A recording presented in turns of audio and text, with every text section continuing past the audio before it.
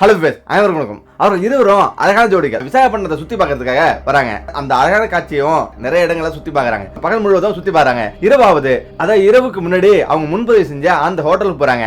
அந்த ஹோட்டல்ல தங்குறாங்க, உணவு சாப்பிடுறாங்க. ஆனா கொஞ்ச நேரம் கழிச்சு அலறல் சத்தம் கேக்குது. அந்த ரூம் முழுவதும் டோர்ல இருந்து ஜன்னல் அனைத்துமே வந்து மூடி இருக்கு. சத்தம் வெளியவே வரல. இப்ப யாருக்குமே எதுவுமே தெரியல. மறுநாள் வெடியுது. மறுநாள் வெடிஞ்ச பிறகு அந்த ரூம் பாய் டோர் தட்டுறான். ஆனா டோர் திறக்கல. சரின்ட்டு அவங்க திரும்ப போயிடுறாங்க.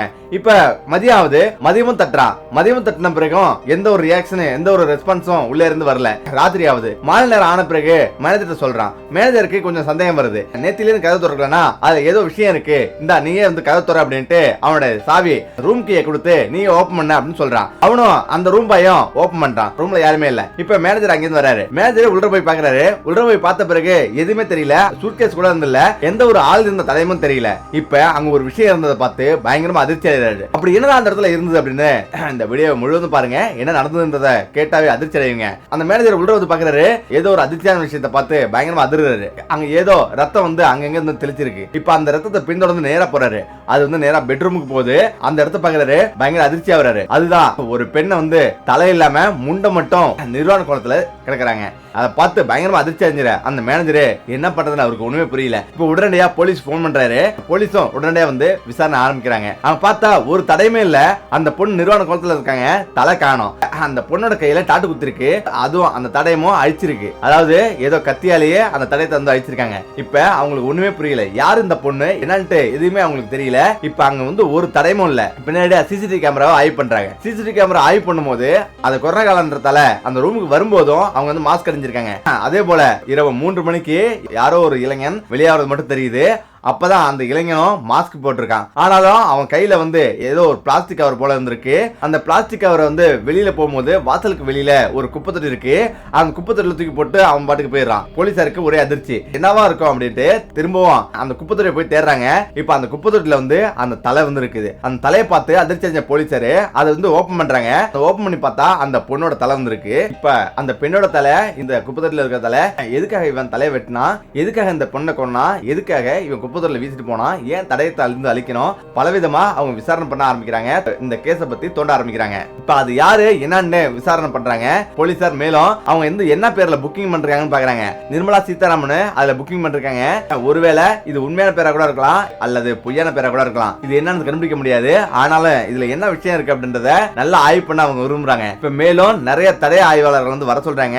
அப்பதான் எப்படிப்பட்ட திருடனா இருந்தாலும் ஒரு தடயத்தை விட்டுருவான்றது இங்கதான் வந்து நிரூபணம் ஆகுது. அப்படிதான் வந்து அங்க ஒரு விசிட்டிங் கார்டு கிடக்கு. அந்த விசிட்டிங் கார்டு எடுத்து பாக்குறாங்க. அந்த விசிட்டிங் கார்டு வந்து ஒரு ஹாஸ்பிடல், ஒரு மருத்துவமனையோட விசிட்டிங் கார்டு. இப்ப அந்த கார்டு எடுத்துட்டு ஸ்ட்ரைட்டா அந்த மருத்துவமனைக்கு போறாங்க. அப்ப அந்த மருத்துவமனை போகும்போது தான் தெரியுது அவங்க வந்து ஏற்கனவே பிரகாஷ் அண்ட் புவனேஸ்வரி அப்படின்னு 2 பேரு இருந்திருக்காங்க. புவனேஸ்வரி அந்த ஹாஸ்பிட்டல்ல பிரசவத்துக்காக வந்ததும் அவங்களுக்கு ஒரு குழந்தை பிறந்திருக்கு, அவங்களுடைய தான் அப்படின்னு அவங்க சொல்றாங்க. இப்ப அந்த யார் அந்த பிரகாஷ், அந்த புவனேஸ்வரி யாரு அப்படின்னு தேட ஆரம்பிக்கிறாங்க. இப்பதான் அந்த பிரகாஷ் மற்றும் புவனேஸ்வரியோட நம்பருக்கு வந்து போன் நம்பர் வந்து எடுக்கிறாங்க. அந்த போன் நம்பர் வந்து அடிக்கிறாங்க. ஆனா அந்த போன் நம்பர் சுவிட்ச் ஆஃப்ல வந்து இருக்கு. இப்ப என்ன பண்றதுல போலீஸே திணறாங்க. இப்ப நேரா அந்த போன் நம்பர் எங்க தான் இருக்கு அப்படின்றத மேல தோன்றாங்க. ஆனா இந்த 2 போன் நம்பர் சுவிட்ச் ஆஃப் ஆயிருக்கு.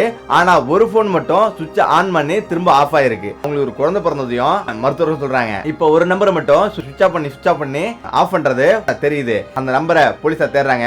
அது எந்த இடத்துல வந்து இருக்குன்ட்டு. அது அரக்கு பள்ளத்தாக்கு அருகில இருக்குன்றத கண்டுபிடிக்கிறாங்க. அப்பதான் அவங்க நினைக்கிறாங்க அந்த பெண்ணு அவளோட கணவரால கொலை செய்யப்பட்டிருக்கலாம் அப்படின்னு அவங்க நினைக்கிறாங்க.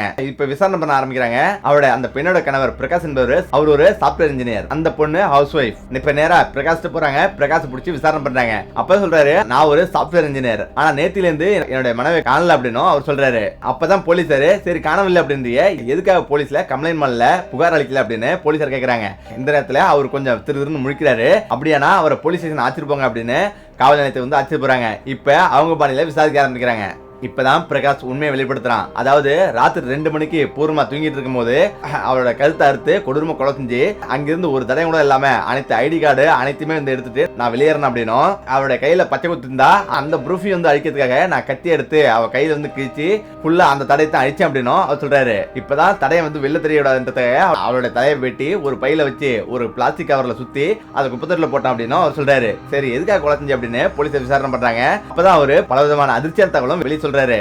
பிரகாஷுக்கு புவனேஸ்வரி ரொம்ப பிடிக்குமா. கல்லூரி காலங்கள்ல 2 பேரும் சேர்ந்து லவ் பண்ணிருக்காங்க, காதலிச்சிருக்காங்க. அவங்க 2 பேருமே ஒருவருக்கொருவர் அதிகமா நேசிச்சிருக்காங்க. இந்த நேரத்துல எதிர்பாராத விதமா ஒரு நாள் உட்கார்ந்திருக்கும் போது பிரகாஷ் தன்னுடைய முதல் காதலை பத்தி சொல்றாரு. ஸ்கூல் படிச்சிட்டு இருக்கும் போது ஒருத்தனை லவ் பண்ணதாவும் ஒரு பொண்ணை லவ் பண்ணதா அவருடைய அந்தரங்க விஷயங்களை சொல்றாரு. அதே போல பூர்ணிமாவும் தன்னுடைய அந்தரங்க விஷயங்களை சொல்றாரு. அதாவது இதுக்கு முன்னாடி நான் ஒரு பையனை காதலிச்சதாவும் அவரோட உறவு வச்சுட்டதாவும் அவரும் அனைத்து உண்மையும் சொல்றாரு. இந்த நேரத்துல வெறுப்படைஞ்ச பிரகாஷ் அவரை கொல்றதுக்கு திட்டம் போட்டிருக்காரு. வேற ஒருத்தர் கூட உறவு வச்சது அவரால் தாங்கிக் கொள்ள முடியல, அதுக்காகவே கொலை செஞ்சேன் அப்படின்னு அவர் சொல்றாரு. அவருடைய ஒரு வார்த்தை அவருடைய வாழ்க்கையை மாத்திடுது.